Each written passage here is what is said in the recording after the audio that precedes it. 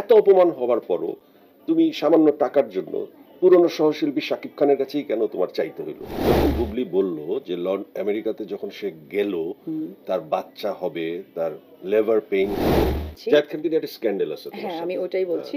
তাই তোমার সাথে তোমার স্ক্যান্ডাল নাই?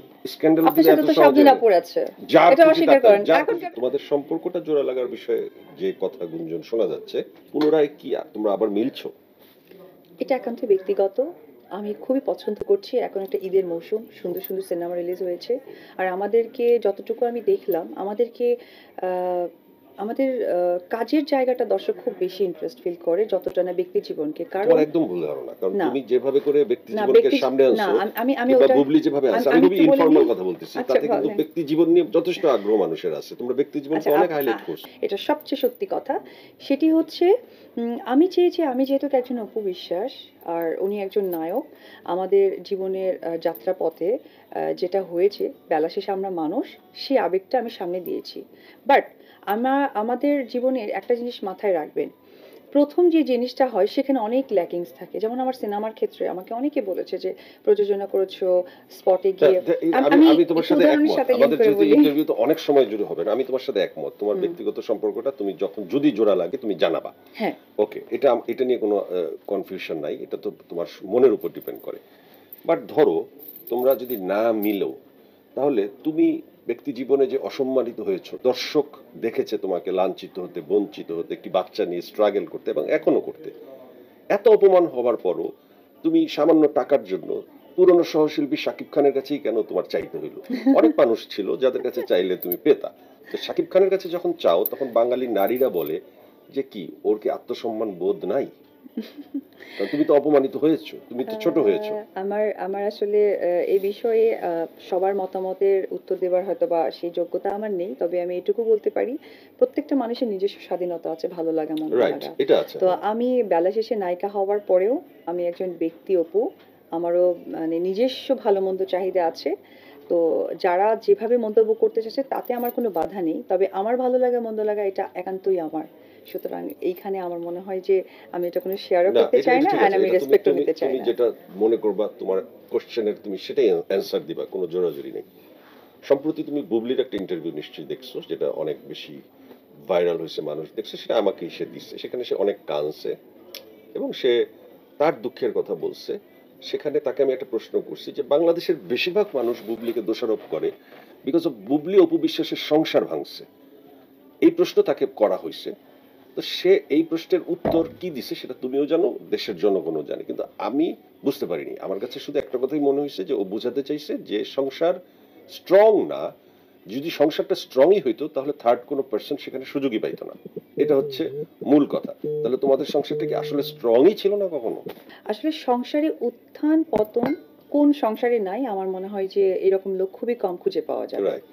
তো সেই জায়গা থেকে উনি স্পেসিফিক হয়তোবা ওনাকে ক্লিয়ার করেছেন ব্যাপারটা বুঝিয়ে, কিন্তু স্বাভাবিক জীবনের একটা মানুষ যদি হয়ে থাকে তাহলে এটা একদম আপেক্ষিক একটা উনি উদাহরণ দিয়েছেন। আপেক্ষিক উদাহরণের কোনো ভিত্তি থাকে না, ভিত্তিটা অনেক হালকা থাকে। প্রত্যেকটা পরিবারেই সাংসারিক জীবনে যাদের উত্থান পতন থাকবে না, সেটা কোনো সংসারই না। সো ওই জায়গা থেকে আমার তার সাথে কি ছিল না ছিল এটা আসলে আমিও জানতাম, সেও জানতো। তবে আমি বেলা শেষে একটি কথা বলবো, শাকিব খান যেহেতু অভিনেতা, তাকে সবার সাথে কাজ করতে হয়। আর বেশ কিছু আমি জায়গায় ব্লেমও দেখেছি যে আমরা নাকি অবিবাহিত সম্পর্ক নিয়ে খেলাধুলা করতাম, এই করতাম। আসলে খেলাধুলার কিছু নেই, আমরা চলচ্চিত্রের স্বার্থে যেহেতু একটা সময় আমাদের উপর দায়িত্ব চলে আসে, যেটা উনি আবার বলেন যে আমার যত কিছুই হোক না কেন আমার তো একটা দায়িত্ববোধ আছে দর্শকদের প্রতি, সিনেমা রিলিজ হয়েছে সেখানে তাদের প্রতি, বা আমার কর্মের জায়গার প্রতি। তো মানে আসলে কি বোঝাতে চাই আমি মনে হয় যে না অপু, আমি তুমি একটা কথা বুঝতে বলো, পারি ধরো না।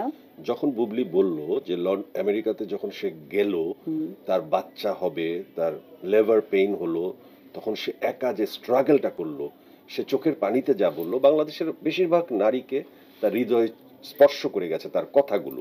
তুমিও তো একজন নারী, তোমার জীবনেও তো অনেক ক্রাইসিস গেছে, তো বুবলির এই কথাটা কি তোমাকে একটু ভাবায় নাই? ভাইয়া একটা কথা খুব মাথায় রাখবেন, যে যে রাস্তা আপনি কখনো হাঁটেননি, কাউকে যদি আপনি হাঁটতে দেখেন যে ওইখানে শ্যাওলা পড়ে পিছলে গেছে, আমি একজন নারী হয়ে বলছি এখন, কিন্তু সে পিচ্ছিল জায়গায় কিন্তু আরেকজন যেতে গেলেও পাটাকে কামড়ে কামড়ে হাঁটবে যাতে আমি পিচ্ছিল না হই।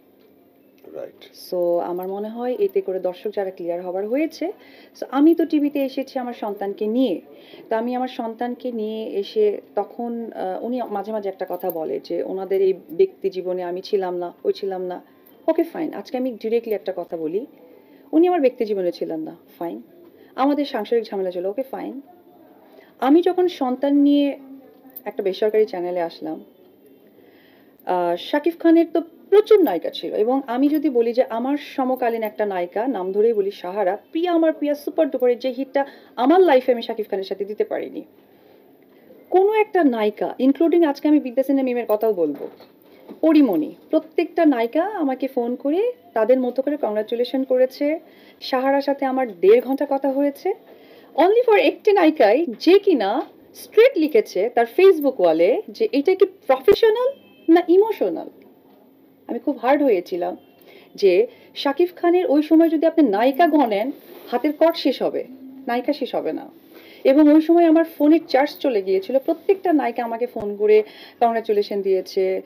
এমনকি আমার মনে আছে মিম, ও হচ্ছে আমাদের একজন জার্নালিস্ট আছে শফিক আল মামুন, তার ফোনের মাধ্যমে আমাকে ফোন দিয়ে বলেছে দিদি খুবই সুন্দর হয়েছে বাবু, আমি কবে দেখতে আসবো, ভালো লেগেছে। এবং আমার সমকালীন যে নায়িকারা ছিলেন পূর্ণিমাপুরের ডেফিনেটলি তারা সিনিয়র মানুষ, তাদের আমি জড়াতে চাই না। একটি মাত্র মানুষ তার ফেসবুক ওয়ালে বিশাল লম্বা স্ট্যাটাস দিয়েছে। এটাই কি আসলে মানুষ আসলে তখন আমার থেকে মানুষই তো তখন জিনিসটা দেখে যেত, তো ওইখান থেকে পরিমণি দিতে পারতো, মিম দিতে পারতো, সাহারা দিতে পারতো, রেসি দিতে পারতো, তারা আমাকে কংগ্রেচুলেশন জানাচ্ছে। একটি মাত্র মানুষ আমার সন্তানের ইমোশনটাকে নিয়ে সে ওয়ার্ড ইউজ করেছে, এটা ইমোশনাল না প্রফেশনাল। আমার একটা মেয়ে হয়ে একটা মেয়ের কাছে প্রশ্ন, একটা মা হয়ে আজকে সে মা, মায়ের কাছে প্রশ্ন, একটা নায়িকা হয়ে আর একটা নায়িকার প্রতি প্রশ্ন যে এত নায়িকা এত কাজ করেছে, এত বছর ধরে কাজ করেছে, এত সিনেমায় কাজ করেছে, তাদের এই ইমোশনাল প্রফেশনাল ওয়ার্ডটা আসলো না, তারা কি ফেসবুক চালায় না? That's it. তার মানে সেই তার গর্তটা আসলে তৈরি করে গেছে, আমি যার এই কারণে বিষয়ে পরিণতিটা আমি তার কিছুই এই। বলতে চাই না। আমার মনে হয় আর্কাইভ, সোশ্যাল মিডিয়া এগুলো থেকে যায়, সুতরাং এখান থেকে সবকিছুই দেখা যায়। যা করেছে করেছে, তারও তো একটা সন্তান আছে যেমন তোমার আছে, এবং শাকিব খান তার 2 সন্তানকেই একরকম ভালোবাসেন, সেটা শাকিব খানের বক্তব্য, এবং দুইজনের জন্য সে করতে চান। তো বুবলির কথা মতো যে সে কোনো টাকা পায় না শাকিব খানের কাছ থেকে, লাস্ট মাসে 50,000 টাকা ব্যাংকের মাধ্যমে পেয়েছে, সে বলেছে, তুমি শুনেছো। তোমার ক্ষেত্রে স্ট্যাটাসটা কি? আমি শাকিব খানের বাবা বা মা কেউ নই, সুতরাং এই ধরনের উত্তর দেয়া বা এইটা না, তোমার দর্শকের কাছে সন্তান, তোমার সন্তান। ক্লিয়ার করার আমার কোনো ওই ইচ্ছা শক্তিটা নেই। আর আমার সন্তান কি সেটা আমি যেহেতু মানে জানাতে চাচ্ছি না, সুতরাং আমার মনে হয় এখানে আমার মতো করে থাকাটা ভালো। ওকে, তুমি যেটা জানাতে চাবে না সেটা আসলে কেউ জোর করে জানার অধিকার রাখে না, এবং জোর করে জানার কোনো প্রয়োজনও নেই। তুমি যখন যেটা ভালো মনে করবে সেভাবেই তুমি জানাবে। তো একটি কথার উত্তর আবারও তোমার কাছে চাই।